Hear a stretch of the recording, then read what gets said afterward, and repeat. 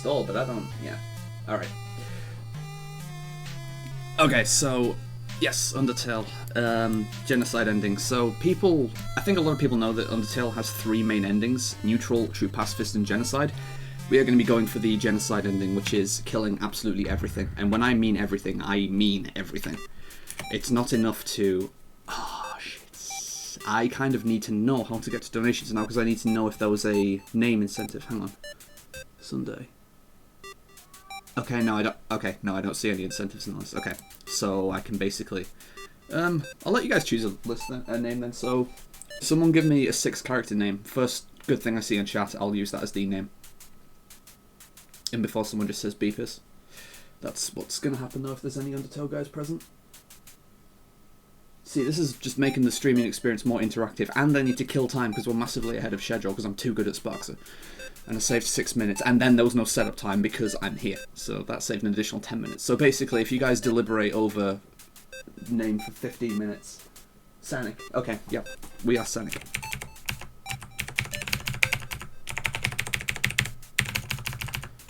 Thank you, Alec. So, you guys may have to bear with mic volume for this run since my keyboard is the main player in this run and my keyboard is very, very loud and clicky. So we're just going to see how this goes in 3, 2, 1, go. So, as I say, this is Undertale, this is Genocide, I'm Drakodan, and in about 10 seconds you're going to hear just how loud my keyboard is and see the main... Well, one of the main focuses of this run, text mashing. So, to go fast in Undertale, you need to learn how to text mash efficiently, which is done by alternating the action keys. The main action keys in the game are Z and X, and these are also mirrored by Enter and Shift. Z progresses the next text box if a text box is finished, and X displays the full current text box. So I'm going to be alternating those as much as possible in like a rolling rhythm to scroll through text as much as possible. Movement in this game is extremely simple. You just hold the direction that you're going and you go there. The main emphasis of the Genocide run is combat, which we'll see very quickly. So as I said, I need to kill everything that I come across, and you'll see exactly what that entails as we get through the rooms here. This is Toriel as well. We will be seeing a lot of her, and we will also maybe be killing her. Can't confirm. We will be killing her, yes. That's mandatory. Because Genocide is actually fairly easy to lock yourself out of. Like, Pacifist is easy to lock yourself out of as well, just by killing anything. If you kill something, you can't fulfill the Pacifist route, but if you don't kill anything, then you also can't get the Genocide ending. There are certain parts of the run where I can afford to spare things, but only non-unique enemies. Like, it's a common misconception in Genocide that you can't spare anything. You can spare, but they can only be trash mobs. Like, you'll see me doing it in Snowdin when we reach there, but I will not be sparing or fleeing from any unique encounters. Otherwise, that will lock me out of the Genocide ending. So this is long corridor. This is a long corridor. I get to check chat again here. Sorry, Kitty, but Satanic wouldn't work because that's a 7-character name.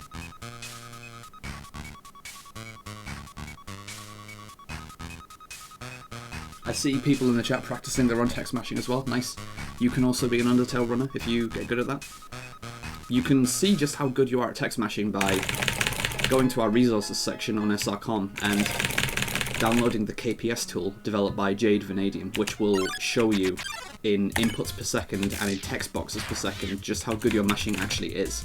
Generally, if you can get like 10 text boxes per second, you're doing pretty well and you're advancing text quite efficiently.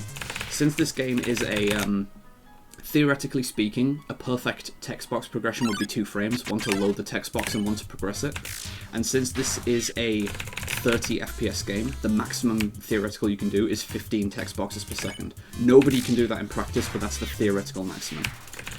So now that we're in combat, we are grinding, and I'm exploiting 2 different tricks here. I'm wall humping, as you're seeing here, holding up and down against the wall to keep the step counter progressing. You get encounters in this game by progressing the step counter, and by humping against a wall like this, I'm able to keep progressing the step counter without actually moving around, which just makes things more convenient. I'm also resetting the room every time I get an encounter, since that resets the step counter. And the encounter rate in this game is dynamic.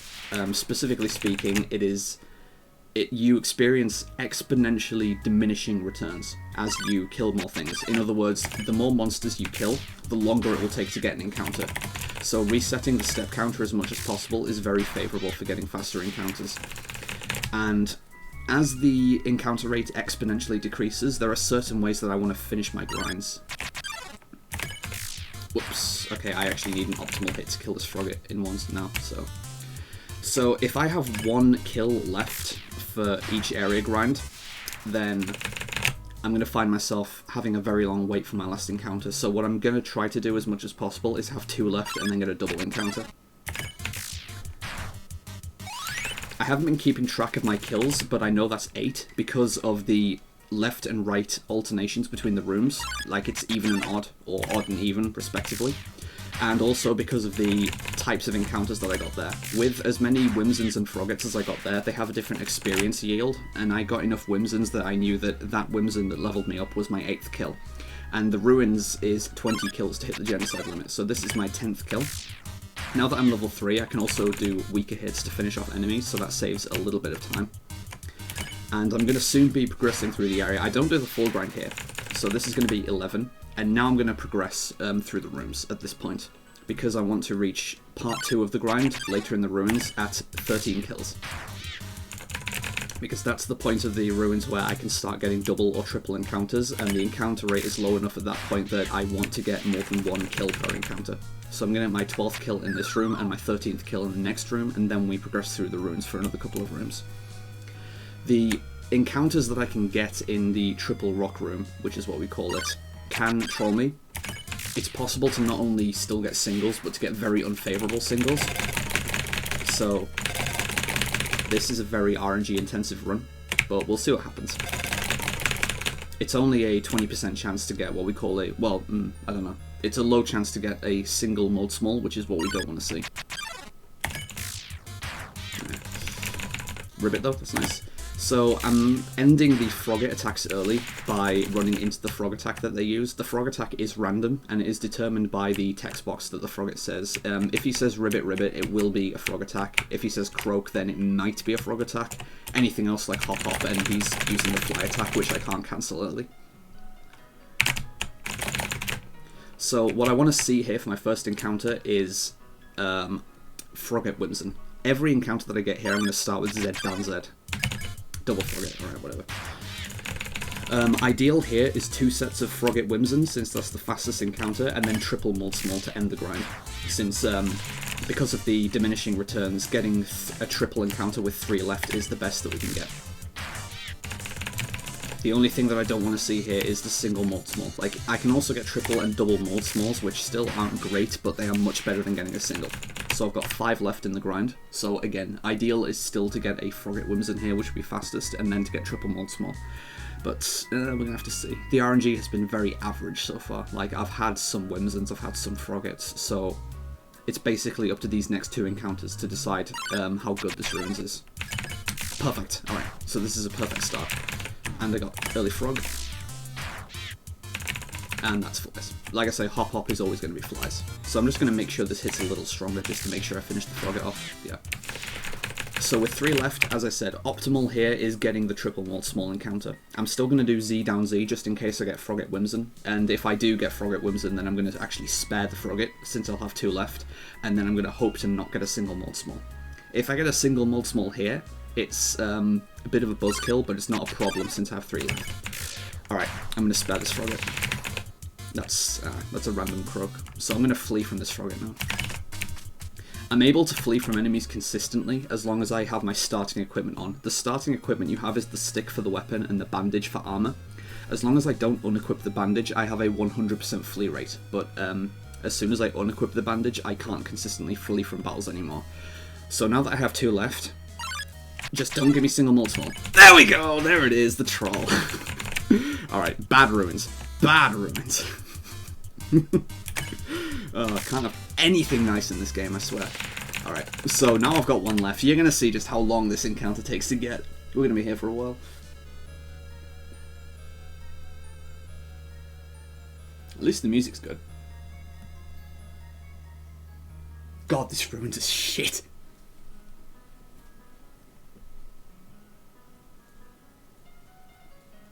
Good encounter rate. This is why you don't want to end up with one left. And... fucking hell.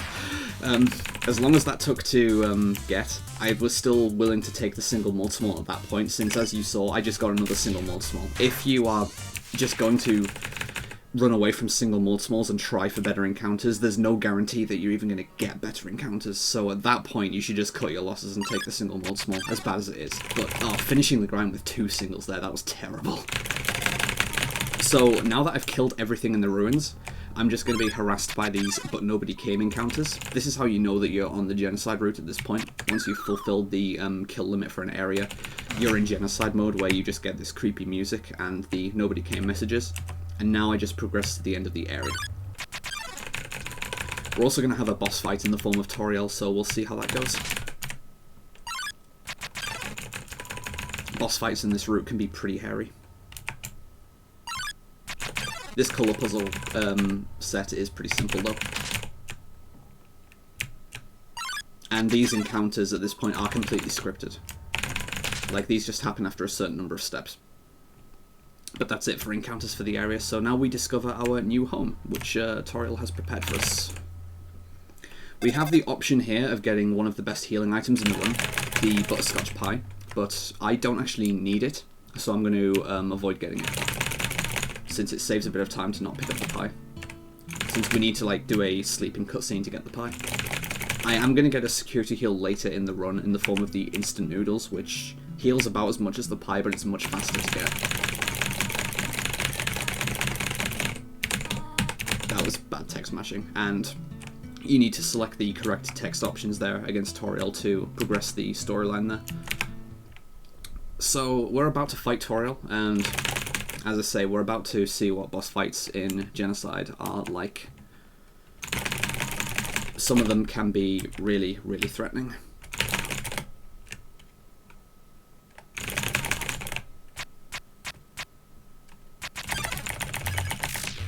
But most of them are very simple affairs. Once you're on Genocide mode, a lot of the bosses are complete pushovers that die in one hit. Because as far as the lore of this game is concerned, monsters don't really have physical constitution. They are instead made of magic. Like, humans are made of, like, you know, flesh and water, and monsters are made of magic. And magic doesn't really have physical constitution, but instead monsters are harmed by your killing intent. And when Genocide mode is enabled, we have incredible killing intent, and we just destroy monsters immediately. Boss monsters specifically. Like, the trash mobs in the next area, we're still going to have to fight properly, but boss monsters just die very quickly. Most of them, at least. Some boss monsters, we'll see later, are very, very tough. So we'll just see how that goes as we get there. Instead, we have to have Flower again here. That's a wonderful idea. Indeed it is. We're not fighting Flowey, though. Not yet, at least. Well, not at all on this route. You normally would, though. If you're playing Undertale for the first time, you can almost certainly expect to fight Flowey at some point, which the average casual player really looks forward to, because Flowey is an asshole. But, yeah. So, we are entering the second main area of the game now, Snowdin. Kill limit for Snowdin is 16. We're not going to get encounters for a couple of rooms, so we just got a lot of walking. We're going to meet another couple of main characters, but we find out that we're not really interested in interacting with them. Again, because Genocide mode is enabled. Whilst Genocide mode is on, your character... I was going to say interacts with characters differently, but it's probably more accurate to say they just don't interact with other characters. Like, we just don't have time for other people's shit when Genocide mode is enabled. So, although I'm skipping through most of the text, a lot of it is, when Genocide mode is enabled, a lot of it is like the other characters commenting on how we are just weird and dangerous. Because, yeah, we kind of are. We are like just a serial killer at this point. Yeah, you can maybe see a little bit of it there. I certainly hope so. 60 FPS stream and all that. But a 30 FPS game, it makes no difference.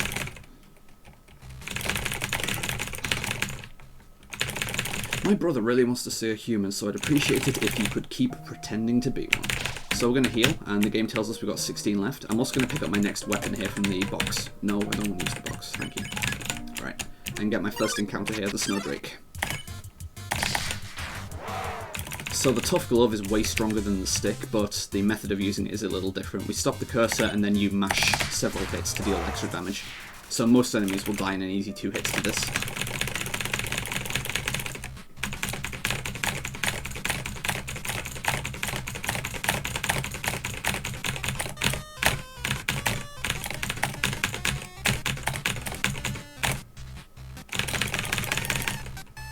Get in.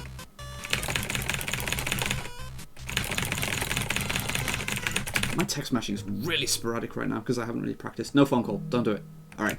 You have a 10% chance to get a random phone call there based on what is in the game code referred to as the fun value. It's a hidden value that just decides some random events, such as the phone call you can possibly get there. And the phone call literally just wastes time, and it's a 10% chance for it to happen. Alright, so move into that attack because it's faster to do so, since I'm going to kill Doggo. And on the next screen, we're going to get Lesser Dog. So some of the unique enemies don't count towards my kill count. Doggo did not count as a kill there, but I still need to kill Doggo to maintain genocide mode. Lesser Dog here does count as a kill. And I can use a little trick here by throwing the stick on turn 1 to make him an instant kill on turn 2. Which is a little faster.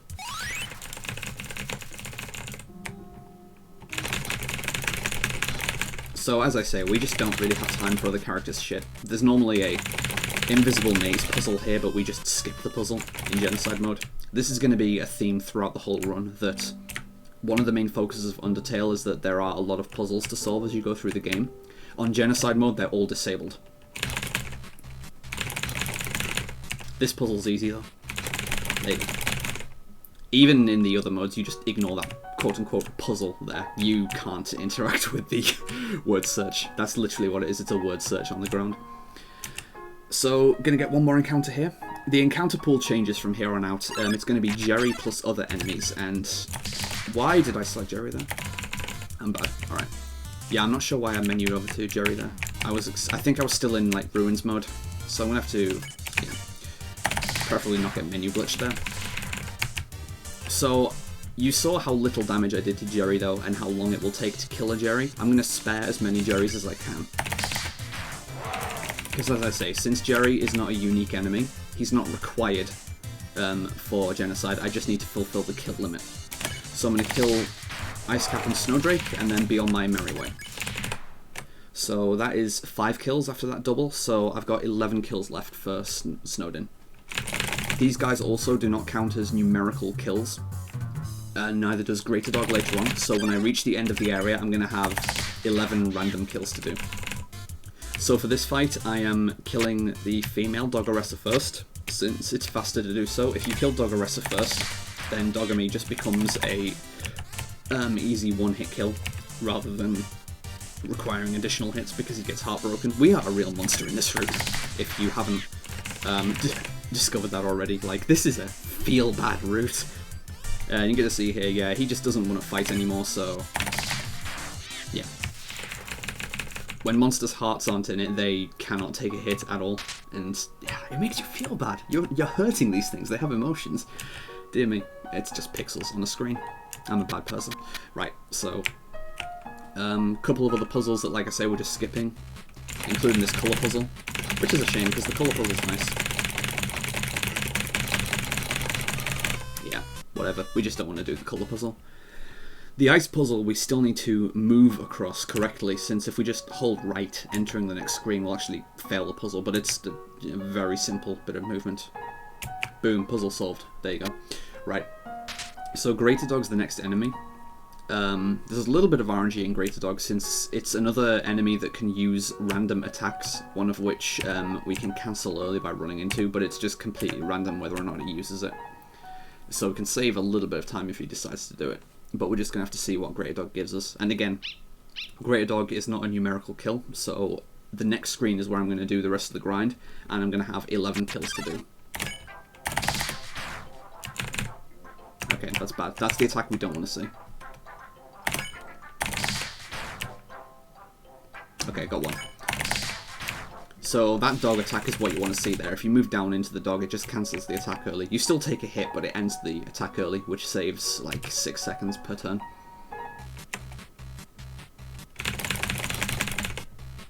Dude, the Gauntlet of Deadly Terror. Check out that dog. Alright, so grind's going to begin after this goes away.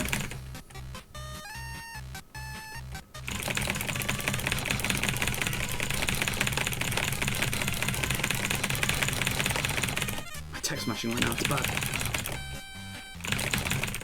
Okay, so I'm just going to reset the room to actually enable encounters in here. And then I'm going to grind by the loading zone here. I'm not going to wall hump here since it actually takes me away from the loading zone.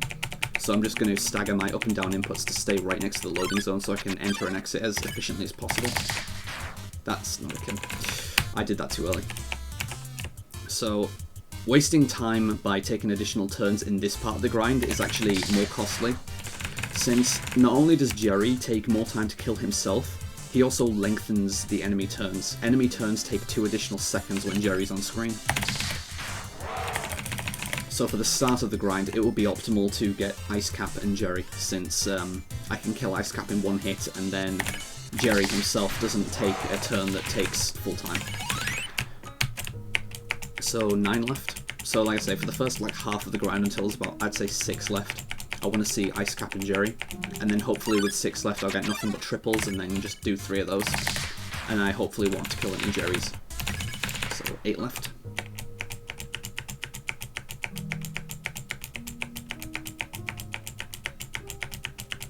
If I lose track of my kills, I'll be able to tell how many I've got left by the music, because as I said earlier, you have diminishing returns, where the more kills you have, the longer it takes to get an encounter. And since the music is always the same, I can tell where I am in the grind by what point the music's at when I get an encounter. I've currently got 7 left though. More or less I use it to confirm to myself whether I've got 3 left or 2 left, to decide how to play the current fight that I've got, because as I say, I don't want to end up with 1 left. Jerry takes a long time to kill, but killing a Jerry is still faster than getting another encounter with 1 left. So that's 6 left.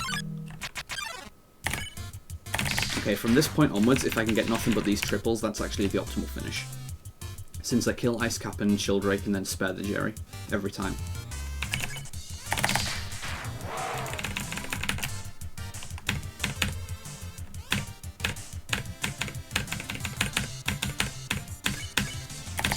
Nice bit of music timing there. Slower, but whatever. Alright, 4 left. Fuck, I wasn't against the loading zone.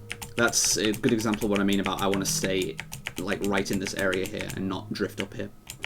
So 4 left. Please don't give me Ice Cap and, well, I don't know. If I get Ice Cap and Jerry now, that'll leave me with 3 left. If I then get a triple, that's fine, because an encounter with 3 left is, you know, faster than an encounter with 2 left, but we'll see. Alright, so this next encounter is basically going to determine whether or not this is the last encounter. I've got 3 left, so if I get Ice Cap Jerry, then I basically have no option but to kill the Ice Cap and spare the Jerry, get another encounter with 2 left, since I am definitely not killing the Jerry and having only 1 left. But if I get a triple, then I'm going to kill everything and finish the grind here. The triple encounter will take a while, but alright. Alright, so I'm gonna have to now hope for a triple encounter here, since I've got 2 left. And so if I get Ice Cap Jerry, I'm just gonna kill the Jerry to end it, but if I get a triple, then killing the Ice Cap and the Childrake is faster than killing the Ice Cap and the Jerry, even though Jerry's making the turns take longer in the triple fight. It's all like actually quite technical with optimizing the genocide route and taking the encounters as optimally as possible, but there's a lot for the player to be constantly thinking about, in between manually keeping track of your kill count mentally, which a lot of runners choose to do, and obviously I'm doing right now in a marathon setting. Some runners choose to use an on-screen kill counter that just keeps track. I just keep track of my kills in my head, which is quite easy to lose track of, and since you want to avoid having 1 left, it is generally quite a severe mistake to end up with losing track of your kill count and ending up with the wrong number of kills. But yeah, there is actually quite a lot for the player to think about. Like, this category has a reputation for being a really boring category, but honestly, you can't slack off during this category. There's a lot for the player to constantly be evaluating and trying to figure out how the best way to play the current situation is. So that was about as bad as the end of that grind could have been. This RNG, this run, is honestly very bad so far. The Ruins was really bad, and Snowdin's been really bad here. Like, this is... This is maybe going to be a 25 split exiting Snowdin after I kill Papyrus, which is going to be really awful. It's probably going to be on the higher end of 24, judging by the timer. We're just going to have to see how it goes. Because Papyrus himself, like Toriel, is a very easy fight, thankfully. We're just going to kill Papyrus immediately.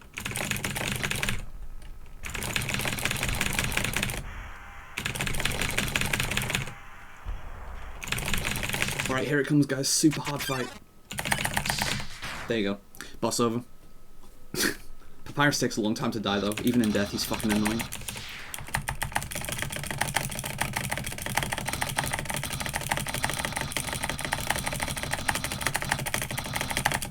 Okay, nah, apparently I'm just not bad at estimating pace in this game. This is more like a low to mid 24, which is still bad, to be fair.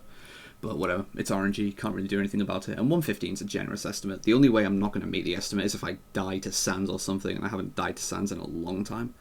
So, yeah, 24, 26 Snowdin split is pretty bad, but we'll just see how it goes. Since I've had bad RNG so far, I'm just going to ask the RNG gods to give me good RNG in the next areas. The RNG variance in Waterfall is not as intense as in Ruins or Snowdin, but it can still be annoying. The Waterfall grind itself is shorter, since I can actually get a few of the encounters on the way through the area and then finish the grind at the end of the area. We'll just see how it goes. The kill limit for Waterfall is 18 kills. And I'm going to get several of those kills before I even reach what could be considered a grinding area. First of all, we need to do a couple of chase sequences involving this character, Undyne here, Fish Waifu. And we're also going to pick up our next weapon, the ballet shoes, which is going to be used throughout Waterfall and will show us the main combat motif for the rest of the run. Because we've got 2 more weapons to pick up, the ballet shoes, and then you've got a choice between the burnt pan or the empty gun. I choose the empty gun myself for reasons that I'll explain when we get there. And the ballet shoes, empty gun, and burnt pan all operate the same way. So, first encounter here, Aaron, I run away from. Same with the second encounter, Washua. Because with the Tough Glove, these guys are 2-hit kills, and they're single encounters, so the encounters actually take quite a while to do. So, it's faster to just avoid these encounters, even though they're completely scripted. As well, because if my kill count is lower later on, then I'm going to get random encounters faster, so it does save time later on, especially since once I have the ballet shoes, encounters will become 1-hit, except for Aaron. The only encounter that I won't take whilst I'm grinding is a single Aaron, because Aaron is still a 2-hit kill, even with a perfect ballet shoes hit. So the hitboxes in this section are a little weird. The player character's hitbox is quite indeterminate. The top of my head doesn't have a solid hitbox, so I'm trying to bait these spears high, since they can actually pass through my head and do nothing.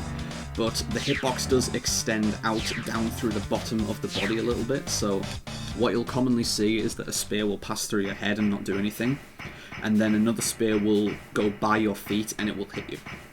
So it's just worth being aware of exactly what shape your hitbox is in that section, so you can avoid the spears accordingly, because you need to sometimes do a little bit of acrobatics or a little bit of ballet. Right.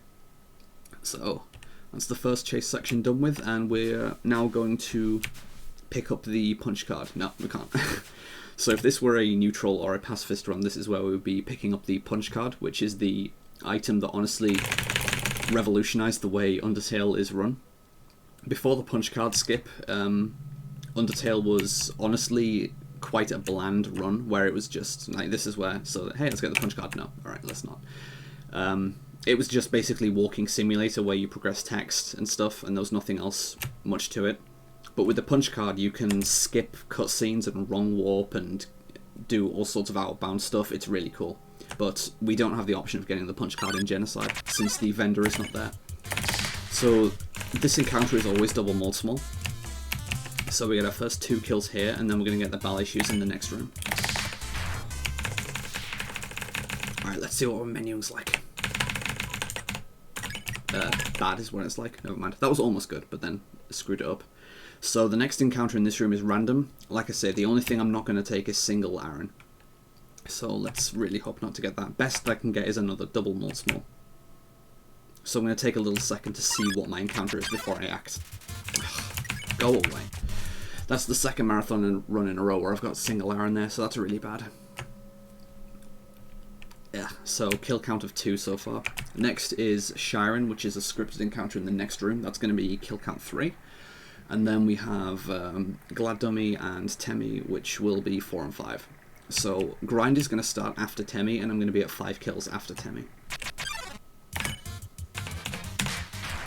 So that's how the Ballet Shoes works. It's 3 curses which you need to land as close to the center of the screen as possible. Since obviously if you land it closer to the center of the screen, it does additional damage. But if you land all 3 curses in the very center, it deals double damage.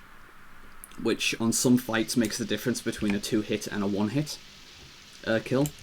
And for a couple of, well, for one boss fight in particular coming up, it can give me a quick kill which can save like 15 seconds.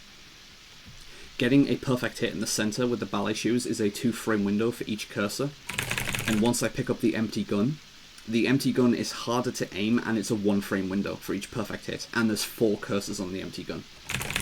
And empty gun perfect hits, or quads as we call them, really matter for speeding up certain fights, so again, there is quite a lot of technique in Genocide. Like, people think this is a boring category, there is actually a lot of tech in playing this category well.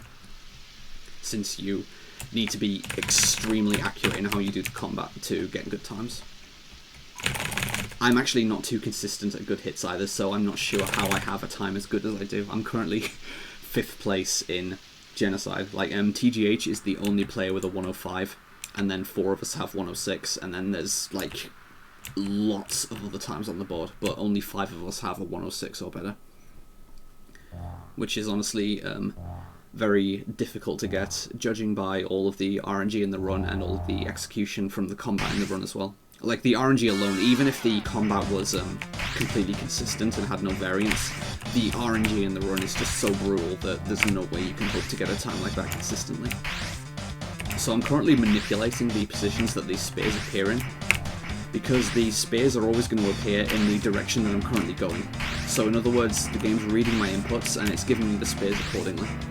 So you'll see me like moving up there and baiting them to appear upwards, and then I dive to the bottom and stuff like that. Basically, I can always force them to appear mostly off screen.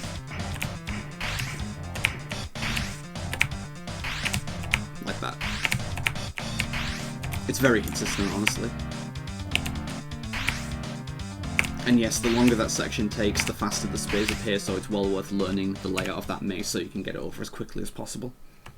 They slow down a little bit after taking a hit, I found, but the speed does very rapidly ramp up. So casually, that is a spot where it's actually quite easy to take a death there if you get lost in that maze. Because every time a spear hits you, and in the previous chase section as well, it starts a quote-unquote fight where you're just in the normal fight sequence, but just spears come raining down at you, and they damage you if they hit you. And it's generally quite hard to dodge those, because there's a lot of them. It's not the damage that you need to worry about if that happens though, it's the fact that it wastes time. So yeah, just avoid spears as much as possible. So I'm going to see if I can... Ah, no. Missed the Jesus Frisk glitch, I'm resetting. No, alright, I'm not going to reset. So if you get like a... I think it's a pixel perfect corner clip there. Frisk doesn't enter the water and just walks on top of the water, hence Jesus Frisk. So now we've got Glad Dummy. In any other story path, this would be the Mad Dummy fight where we can't hurt him, but he gets so angry here that he turns physical and decides to let us go, but we just want to kill him, so yeah, bye Glad Dummy. So that's our 4th kill.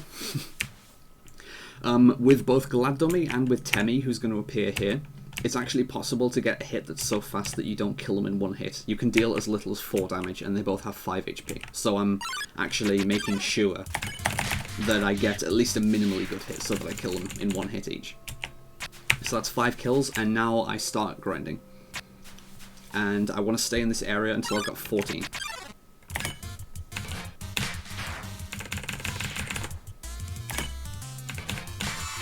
Okay, good. So that's not a mold small, that's a mold big. And mold bigs have 70 HP, so I actually need a very good hit to kill them in 1.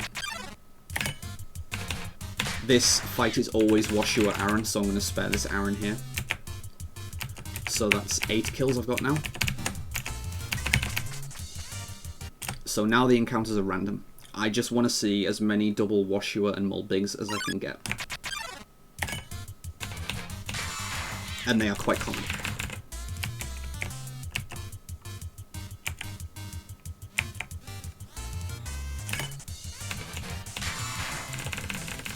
Okay, that's 10.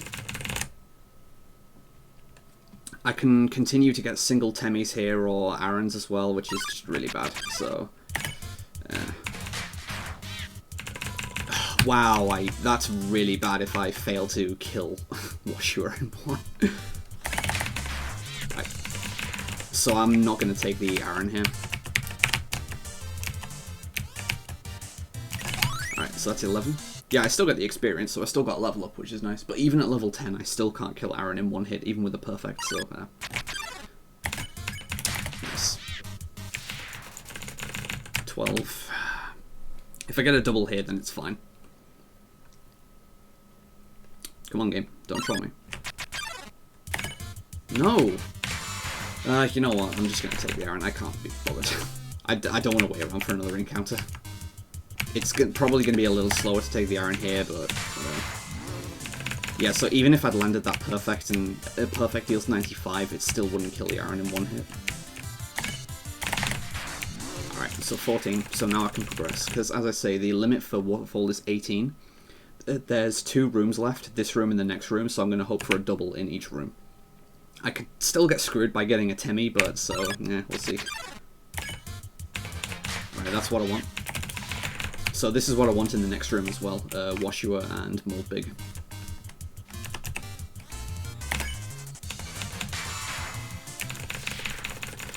Alright game, don't do it. I haven't had one good area yet. I had a really bad ruins, a really bad snowed in, and the game now has the opportunity to have a 30% chance to give me a single Temmie and give me another really bad area. It's a 30% chance at this point to get the wrong encounter. And to waste a lot of time. Of course I get it! Why not? Why the hell not? What is wrong with this game? Alright. So I've got one left, so... that's bad. Ironically, at this point with one left, single Temmie is the best thing that I can get since it will be the fastest thing to kill, but... Wow, this run's trash. This is a very good marathon category. Marathon luck feels itself intensely in this category. I cannot wait to race this at ESA with Fireball. We're both gonna... Either we're both gonna get really terrible RNG, or I'm gonna get terrible RNG and he's gonna get insane RNG and he's gonna destroy me. And it's gonna make me look really bad. I can't wait, honestly. So, I've said a lot about how the boss fights in this route are largely a joke. The upcoming boss fight is a big exception to that rule. Undying the Undying is one of the hardest fights in the game. Some people say it's the hardest fight in the game. Sans is generally universally agreed to be the hardest fight, but some people find themselves being better at Sans than Undying, so then they just default the title of hardest fight in the game to Undying. And to be fair, it's a very threatening fight. Undying is extremely tough and extremely powerful, and since I still have the bandage on, the worst armor, I can die in a few hits. I don't even have max HP. Yeah, even though no, I'm not going to take it. I don't need a safety heal. Like, I was going to say, oh, I'll take a safety heal, but I'm not going to die against Undying. So, yeah, hard fight, but I'm very practiced at it. The main difficulty in Undying is not whether or not you win the fight, it's whether or not you get the quick kill. Because you need to deal damage quickly enough. Undying has 23,000 HP, and you have 14 turns to get the quick kill, and that comes out at approximately 1,650 damage per turn you need to inflict. If I get a perfect hit, it will deal just over 1,700 damage, and if I get 2 golds and a very near miss, that's like 1,620, 1,630. So, in other words, I need to get perfects to quick kill Undying. I need to get a lot of perfects and a lot of very, very close misses. If I get poor hits, I'm just not going to get the quick kill. So I'm going to focus on this. That's the sort of hit that I don't want to get. Ugh. Like, yeah, this is a very tricky fight to get the quick kill on.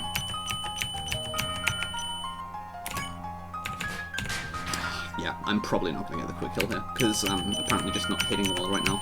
If I just got, like, perfects from here on out, then I would get it, but no. We'll see.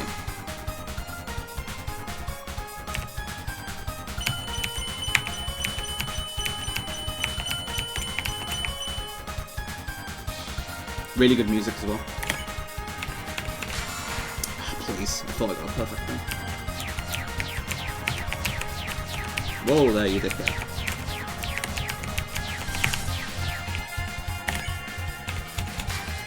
Wow, that wasn't even gold, that was terrible.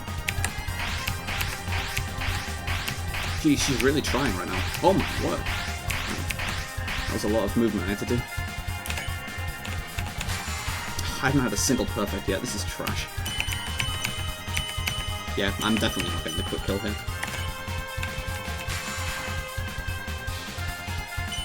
Like, it's probably going to end up looking close, like all of my Undyne attempts to, but... Oh wow, I really fluffed that hit.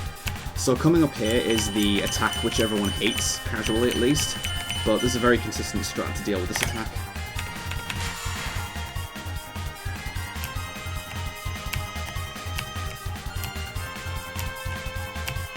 See, that attack's no problem. I took a hit there, wow. I actually got hit by that. I wasn't expecting that.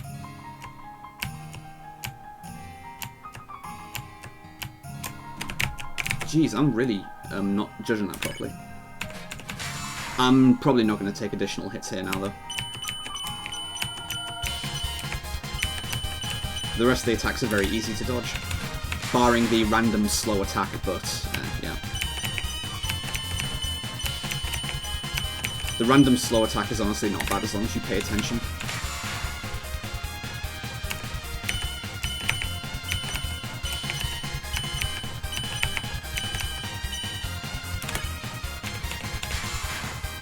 Ugh, yeah, another near miss on Undyne. So at least I got a perfect, but yeah, not a good fight. Oh god. It's cool, guys, I'm in control. I'm in control. I said I wouldn't die. And I was as good as my word. And yeah, the Zumpets are very nice. It's almost like we're playing Toho.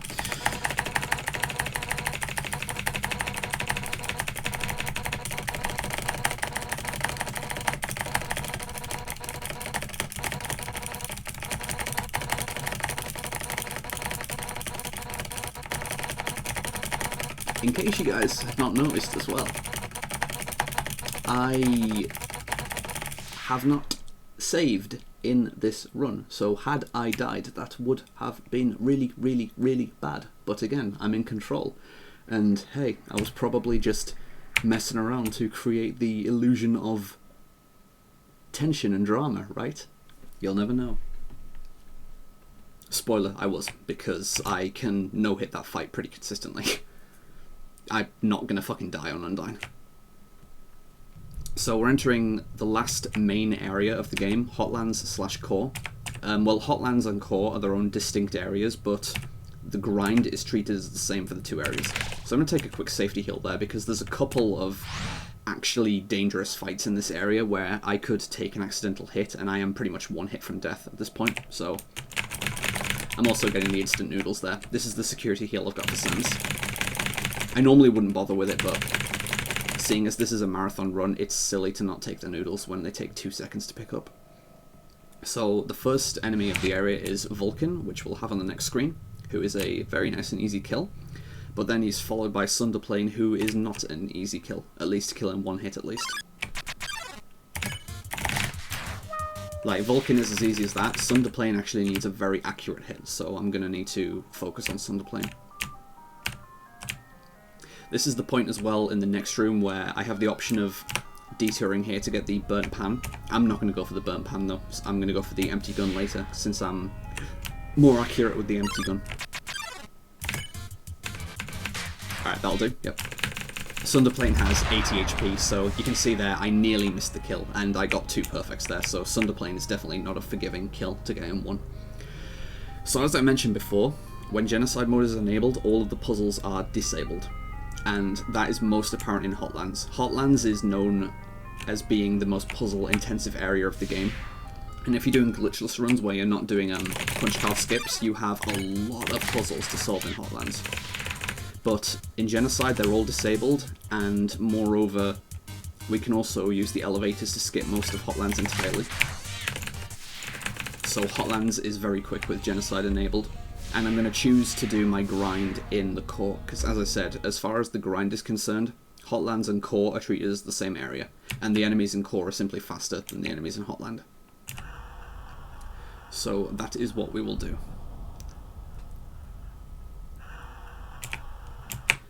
So this is what I mean by skipping areas. Normally we need to go through a wide network of areas, but we can just skip straight to left 3. Can't go to right 3, which will be faster, but that's because we need to kill an enemy over here. There is a unique enemy in this area, so even if I did have the option of going to right 3, hang on. It might still be faster to go to right 3 and then backtrack, but point being, I can't skip this area, because there is a kill that I need to get here. So the north and south puzzles are...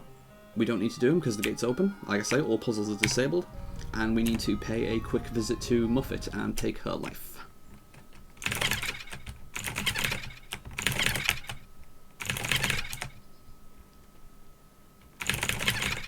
Yeah, I don't like spiders. I should have... I don't know why I didn't do the small optimization there, where I moved down against the sloped surface. And I don't really have the opportunity to show it off now, because the surface is disabled after Muffet is dead. Like, I can move at full speed again, and yeah, Muffet's dead. Ah, no. Sad little scene. God, this run's bad so far. This RNG has been so bad. It's really going to hurt if core is similarly bad, because the RNG in core is actually quite intense. I can get a lot of different enemy encounters, and some are far worse than others. It's not so much the number of monsters in the encounters that I care about in core, it's the type of monsters that I fight. Because a lot of the monsters are just easy one-hit kills, but Night Knight and Magic in particular are really tough customers that require quads with the gun to one-shot. So this is where I'm going to pick up the gun, and also some armor, the cowboy hat. Like, the cowboy hat does have extra defense, but it also gives me additional attack, which is the main reason that I want it, since it makes kills easier. Like, it removes some damage ranges from some hits. So just for like absolutely maximal security, I'm going to take a quick heal to be at maximum when I go up the elevator here. And then the core grind begins. As you could maybe see there, 35 left. We have 35 kills to get in the core, so this is a long one. These first few encounters are scripted. That was terrible. Yeah, I'm going to really need to up my gun game quickly. Astigmatism has 120 HP, so that was really bad. I'm normally much better at aiming the gun than that, though, so I'll probably quickly de-rust and start getting accurate hits.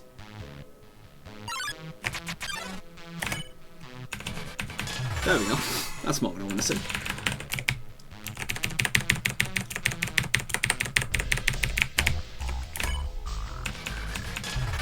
Alright, that's still fine. So 3. I'm also not going to reset the room until I reach about 15, since the encounter rate here is extremely high until then. If I can get quads on Night Knight and Magic, though, that's really nice. Like, I don't need the extremely good hits on these enemies, but I do need them for Night Knight and Magic, which is after the next encounter. Nice quad. Alright. Hopefully that's going to set a pattern. So, yeah. So next encounter is not Night Knight Magic. The encounter after this one, though, is going to be Night Knight Magic, and that is going to be 9 kills after Night Knight Magic, and after that the RNG starts. So, this is the fight where I really need the accurate hits.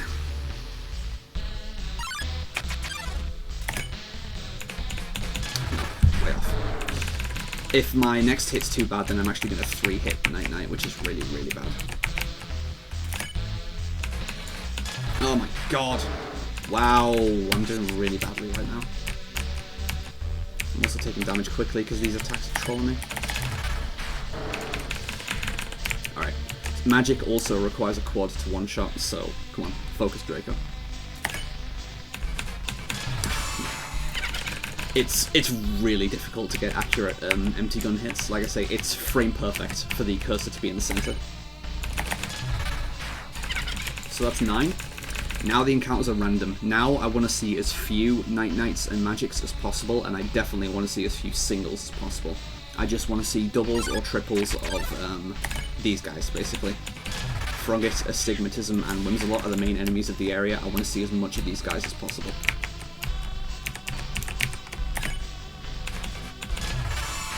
So that's 11.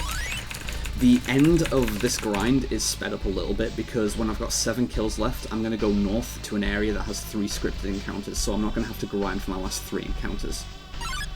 So 11. This will be 13.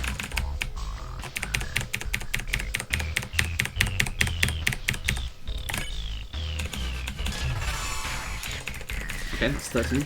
I just like to constantly reiterate to myself what I'm at in my kill count so that I don't lose track. It's quite easy to lose track of where you are.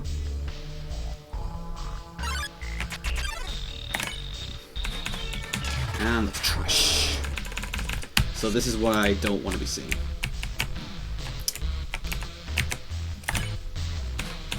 I cannot hit Night Knight for shit. That was barely a 2-hit kill as well. I'm doing extremely badly on Night Knight. Ah, that was close. Not good enough though. Like I say, you absolutely need the quad hits.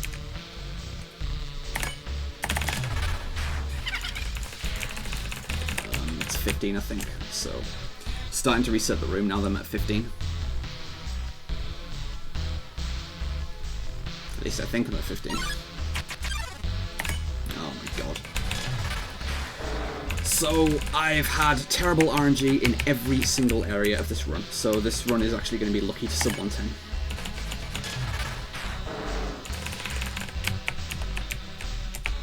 So this will be 17 after this kill. I am doing extremely badly.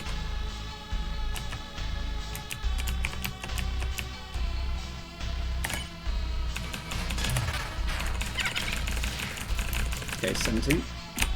If I could get some triples at some point, that'd be really nice, because triples are guaranteed to be good. But come on, game. There are so many other encounters you could be giving me. Stop giving me Night Knights and magics. Alright. See, look how much faster this is. But the game just doesn't want to let me have any nice things. Of course I can get quads on fucking astigmatisms. Unbelievable. 19. Right. So I'm going to stay in this room until 26 and then move to the adjoining room, as I like to call it. So 7 more kills here. Wow, at least I was consistent at where I landed there, too bad it wasn't in the center.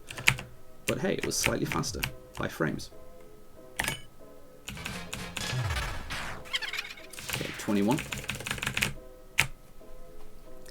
Come on, game, just hold out on me for another couple of encounters. Just don't show me those Night Knights and magics.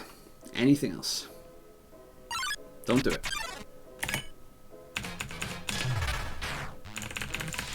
This will be 23. My health is a little worrying, but I should be fine. Like, as long as I'm paying attention, then I'll be fine. 23. Because there is one more Night Knight magic encounter in the scripted set, but even with that fight being difficult, it's way faster to go for the warrior path above, so that I don't have to do the grind time here.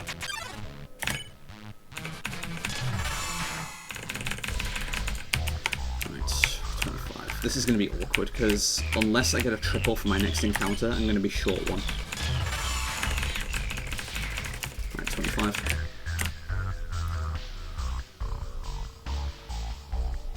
No, wait. I've lost count. I think I'm at 25 now.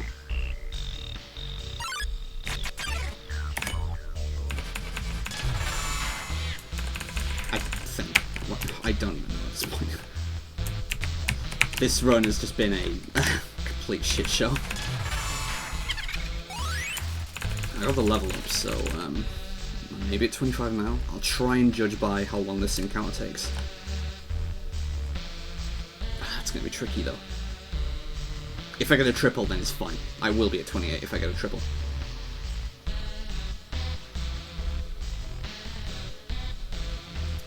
That's kind of taken a while, so I do think this is the last encounter that I need. Like, however this pans out, I'm going to play as though this is my... Oh my god. Alright, never mind. I'm definitely not progressing yet. I'm going to get one more encounter just to be safe. Unreal. Unbelievable. Thanks, game. Single magic at that point.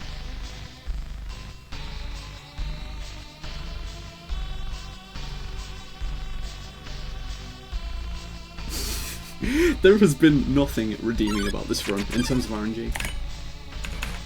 Alright, I'm just going to kill both of these guys just for complete peace of mind and safety.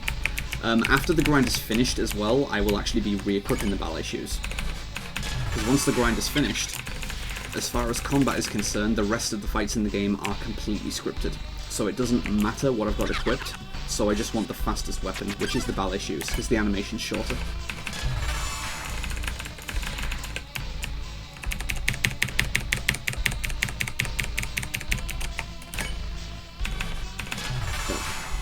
Alright, so, final night-night magic here. Can I redeem myself with a quad? This is the redemption opportunity.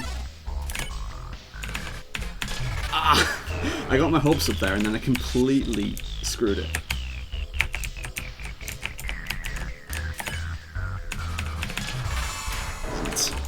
Right, last opportunity for an important quad in the run. This is the last important hit in the run.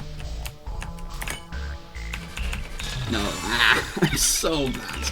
I got quads, but they were not important. I'm disappointed. Alright, so now we have the scripted triple here. I didn't get a single random triple, that was terrible. I got a lot of doubles, and I got random night-night magics, and I got a single single magic, sorry, and just, wow. The RNG in this run has been unequivocally terrible. Whoops, wrong key. Alright, so grind over, now I equip the ballet shoes. Right. And I'm gonna get confirmation of my grind being over, because I'm gonna get the nobody came message in this room here. There you go. So, run is in the home stretch now. The new home stretch. Well, it's going to be in 2 minutes. Man. So now we've got Metaton Neo. So Undyne was a really tough boss fight, and Metaton Neo was designed to be an ultimate human fighting robot, so this is going to be a pretty intense fight, it seems. Nah, it's not. Metaton is the last joke fight of the run, though. Like, the only fight left in the run is Sans, who is the last boss, and is, in my opinion, definitely the most grueling fight of the run. So, let us see how we deal with it. I'm gonna take a safety save before Sans, and I have my safety heal, the instant noodles. Hopefully I don't need to use them, but we're just gonna have to see how it goes. Also, this is long elevator.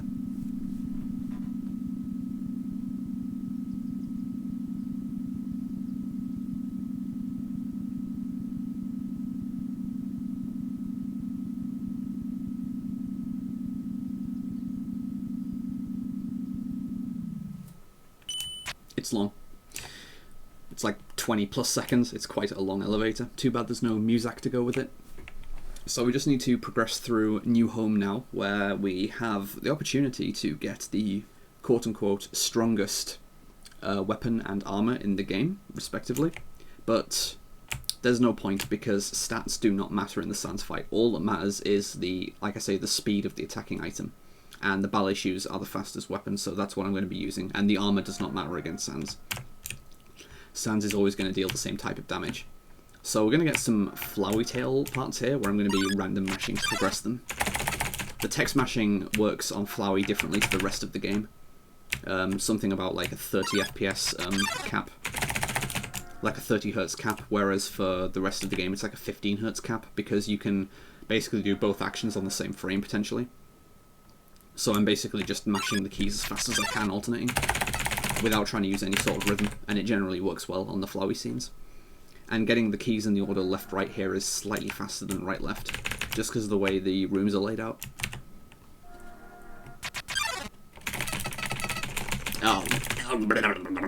Terrible. So this is just the rest of New Home now. We're just progressing Chloe's text. It's a shame because it's actually quite a nice bit of exposition, but we ain't got time for it. And man, my health bar is really, really long now. 92 HP, I'm so good. But no, I've barely got any health left, so I am definitely going to take the safety save before Sans. That's basically not optional at this point. Like, I could always no-hit Sans, but that's not likely. No-hit Sans is seen as one of the, like, holy grails of this game as far as a demonstration of skill goes. Like, no-hit Sans is known as being one of the hardest things to do in this game. I really cannot random mash. Alright, let's try letting go of the directional key. Much better. I should just do that.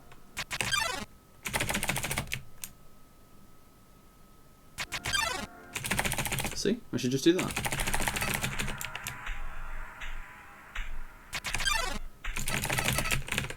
I do have a sick sense of humor. Alright, safety save. Please. Alright. Dude, Sanic. My save is Sanic now. It's gonna be Sanic. It's not gonna be anything, because there's nothing left after genocide. I mean absolutely nothing. You'll see. Right, so Sans. So this fight is difficult. I'm probably not going to commentate it too much, I'm just going to focus on not dying. If you've ever seen runs of this game or seen this fight before, this fight speaks for itself.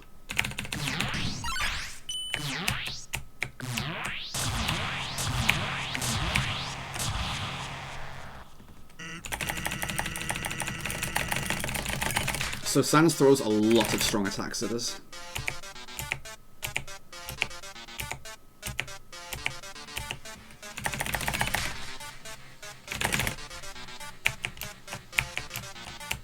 Yeah, I was about to say if I maintained a no-hit up to phase 2, then I'd make it a complete no-hit attempt, but now that I've taken damage, there's no point, since it actually wastes time to attempt a no-hit fight. Because you need to waste menuing time to avoid attacks in the menu, like Sans starts attacking you in the menu.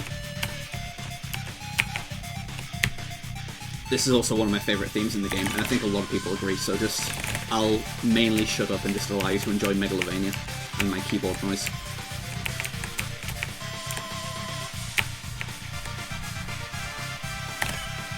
What am I doing? I'm gonna go fast.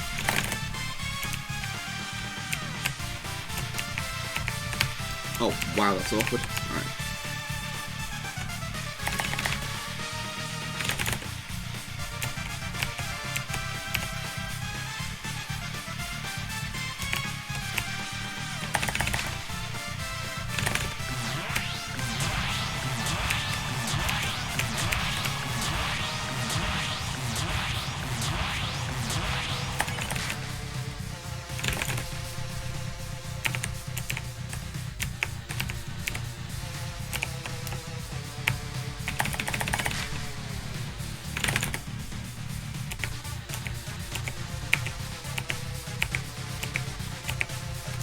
It's a shame that I took that tiny hit on the second turn, because this has been a no-hit so far after that.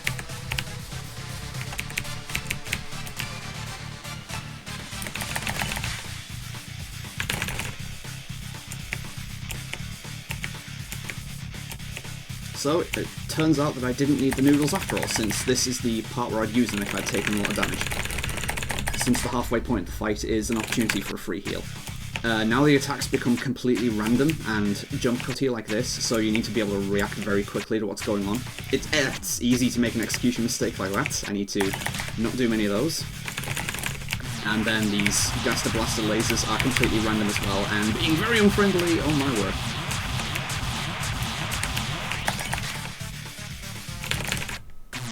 Right. Oh, really? It's unlike me to take a hit on that one. 3, 4... Oh, lost count. So this gravity attack is actually free if you have a keyboard with anti-ghosting, since if you hold all 4 direction keys, you automatically jump at the start of each cycle. So these attacks are a complete breather for me. 2, 3, 4, 5, 6, 7, 8, 9. It's 9 of those every cycle. One more Gaster Blaster. And then next it's the, because this fight's really tiring me out attack, aka the rotating attack. Yep. Then one more random attack, then one more gravity attack, and then final attack.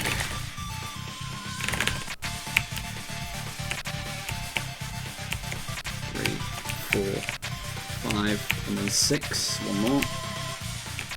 Oh, whoops. Right. Ash! Alright guys, this is it. Destiny.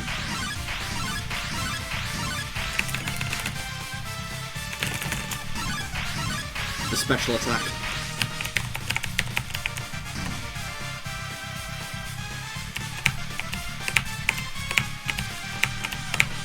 Oh no, I don't know if I can do it, guys. It's too hard. This attack's... The rotating laser is really hard to dodge. I don't know if I have enough health to do this. I'm gonna die.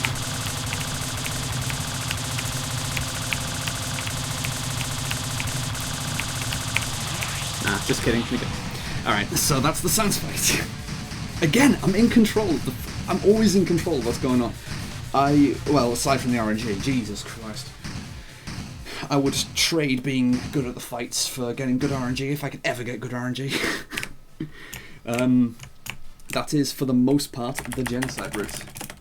There is nothing really left to do other than...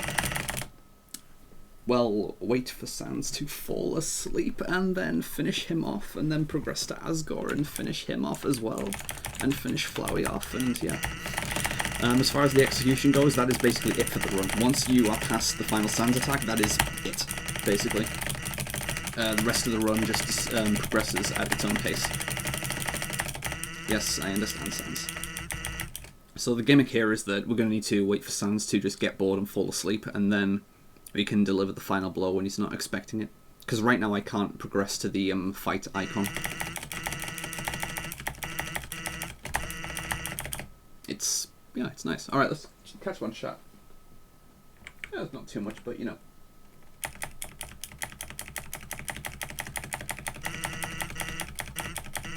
Oh, KR, I know for a fact that the K stands for Karma, because the poison damage that you take is Karma damage. I can only assume that it stands for Karmic Retribution. Because, you know, you're getting paid back for everything you've done, but the K does stand for Karma.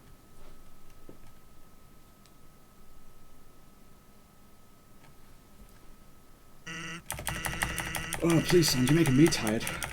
And Punchy is very, very, very tired.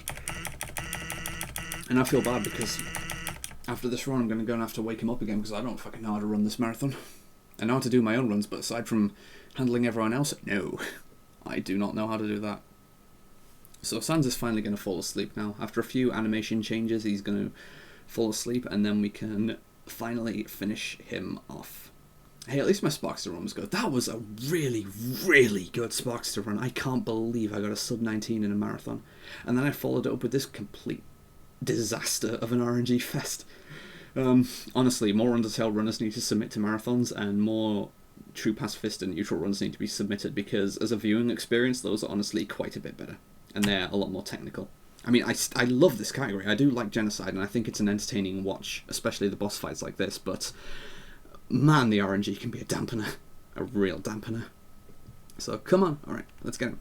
Come on, Sonic. You've got it. Sonic, do it! Do it, Sonic! Yeah, there you go. And we finally get to kill Sans with like 10 million damage. That's a lot of damage. And then, who would have thought a skeleton had so much ketchup inside him?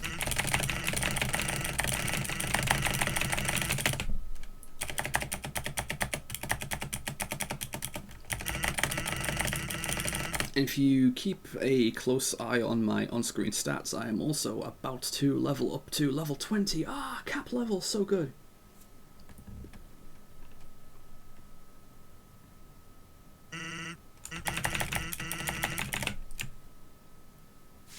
There we go. Complete power. Level cap. Nothing left to fight in the game. Like, I can backtrack through the entire rest of the game now if I want, but there is literally nothing left to kill anywhere. Because we killed everything, so wow. And the only thing left in the underground is this guy, Asgore.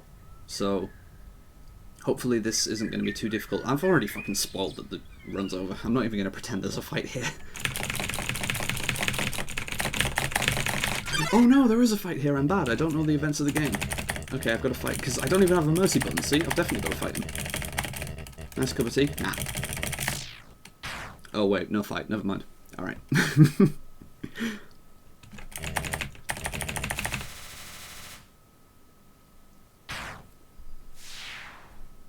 No, fucking... Right, oh wow, yeah, I am not getting a sub 110 in this category. That's pretty bad.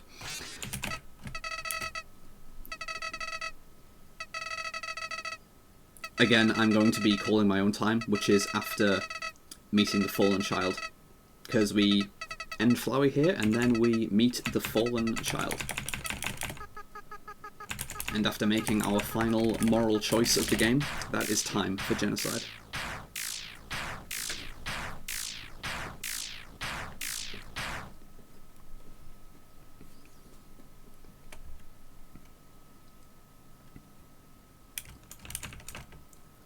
Greetings, I am Sanic. Thank you. Your power awakened me from death. My human soul, my determination, they were not mine, but yours. At first, I was so confused. Our plan had failed, hadn't it? Why was I brought back to life? You, with your guidance, I realized the purpose of my reincarnation. Power. Together, we eradicated the enemy and became strong. I fucking hate doing this line, so I'm not doing that. And I need to breathe out. Every time a number increases, that feeling, that's me, Sanic. Now we have reached the absolute. My voice is completely fucking shot. There is nothing left for us here. Let us erase this pointless world and move on to the next. Fucking hell. And time. End me. End me! 111. Oh my word. Right.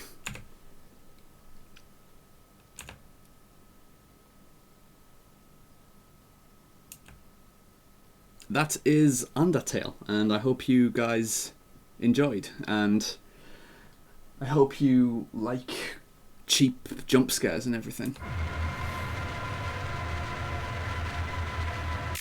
That jump scare doesn't happen if you choose erase instead of do not, but that's no fun, so I always choose to erase. So I mentioned after the run that like everything is gone. I really mean everything is gone, and I'm going to prove it. I'm going to boot the game up again, and I'm going to go and retrieve Punchy, so I'm going to leave you with the ambient sounds of an Undertale that no longer exists. Beautiful. Right, I'm going to go and get Punchy, so I'll be back in 2 minutes.